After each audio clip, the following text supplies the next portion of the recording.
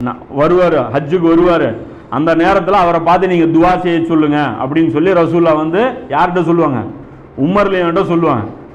அப்போ உமர்லியானும் என்ன பண்ணுவாங்க? ஹஜ்ஜுக்கு போகும்போதெல்லாம் உவைஸ் வந்திருக்கிறாரா, இந்த கர்ணுங்கிற அந்த ஊரை சேர்ந்த உவைஸ் வந்திருக்கிறாரா அப்படின்னு சொல்லி கேட்டே இருப்பாங்க. ஒரு கட்டத்தில் வருவாங்க, துவா செய்வாங்க. இது முஸ்லீமில் ஹதீஸ் இருக்கு. இந்த ஹதீஸுக்கு விளக்கம் சொல்லும்போது சொல்றாரு, இந்த உவைசல் கர்ணியை வந்து ரசூல்லா ஏன் இப்படி சிறப்பிச்சு பேசணும்? ஏன்னா ஷியாக்கள் வந்து என்ன பண்றாங்க? உவைசல் கர்ணியை ரொம்ப நேசிக்கிறாங்க, அவரை ரொம்ப மதிக்கிறாங்க, அவரை என்ன பண்றாங்க? தூக்கி பிடிக்கிறாங்க. அதனால இவர் என்ன பண்றாரு?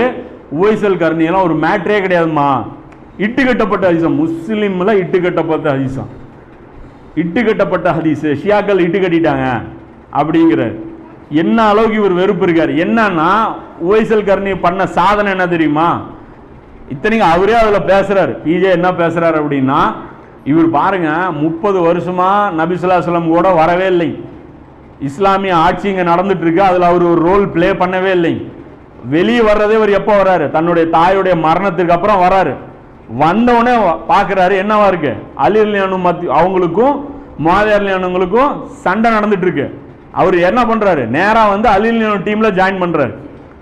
அப்போ இதை வச்சு ஷியாக்கள் என்ன சொல்றாங்க? உவைசல் கர்ணி பாருங்க சிறப்பிச்ச நபி ஸல்லல்லாஹு அலைஹி வஸல்லம் அவர்கள் சிறப்பாக சொல்லப்பட்ட உவைசல் கர்ணியே அலி ரலியல்லாஹு கூட இருக்காங்க. ஸோ அலி ரலியல்லாஹு தான் சத்தியத்தில் அப்படின்னு ஷியாக்கள் பெருமை பேசுறாங்க அப்படின்னு சொல்லி இவர் என்ன சொல்றாரு? அந்த வகையில் முஸ்லீம்ல கூட இந்த ஹதீஸ் சொருகப்பட்டிருக்கு அப்படிங்கிறார்.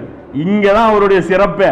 ஏன்னா அலி ரலியல்லாஹு அவங்களுக்கும் முஆவியா ரலியல்லாஹுக்கும் நடந்த பிரச்சனை என்னன்னு நீங்கள் ஒரு மூமின்ட்ட எடுத்து வைங்க. மூமின் அழகா போய் சேர்ந்துருவான். யாரு கூட? அலி ரலியல்லாஹு கூட போய் சேர்ந்துருவான். அதைத்தான் உவைசல் கர்ணியுடைய சிறப்பே. அதுதான் ரசூல்லா வந்து சொல்லி காட்டுறாங்க. கிரவுண்ட்லேயே இல்லாத ஆளுக்கு கூட புரியும் சத்தியம் எது அசத்தியம் எதுன்ட்டு. அலி ரலியல்லாஹுடைய நியாயம் என்னங்கிறது உடனே அந்த இடத்துல புரியுங்கிறது. இதுதான் இவங்களுக்கு வெறுப்பா இருக்கு. இது சொல்லிட்டு ஒரு விஷ கருத்தி இவர் சொல்றார். என்ன சொல்றாரு அப்படின்னா, அலி ரலியல்லாஹு நேர்வழியில் இருந்தாங்களா, முஆவியா ரலியல்லாஹு நேர்வழியில் இருந்தாங்களான்னு நமக்கு தெரியாது. அவர் சொல்றார், ரெண்டு பேர்ல யார் பக்கம் சத்தியங்கிறது நம்மளால இங்க உட்காந்து ஜட்ஜ் பண்ண முடியாது. அப்போ அடிச்சு சொல்றேன், மஹதி அலைஹிஸ்ஸலாம் வந்தாலும் உங்களால ஜட்ஜ் பண்ணவே முடியாது. தஜ்ஜால் வந்தாலும் உங்களால ஜட்ஜ் பண்ண முடியாது. ஈசா நபி வந்தாலும் உங்களால ஜட்ஜ் பண்ண முடியாது. எவன் பிரச்சனையுமே உங்களால ஜட்ஜ் பண்ண முடியாது. ஏன்னா ரசூல்லா கத்து கொடுத்த விஷயத்திலே உங்களால ஜட்ஜ் பண்ண முடியலன்னா இப்ப அதுக்கப்புறம் ஓப்பனா இருக்கிற விஷயத்துல எப்படி நீங்க ஜட்ஜ் பண்ணுவீங்க?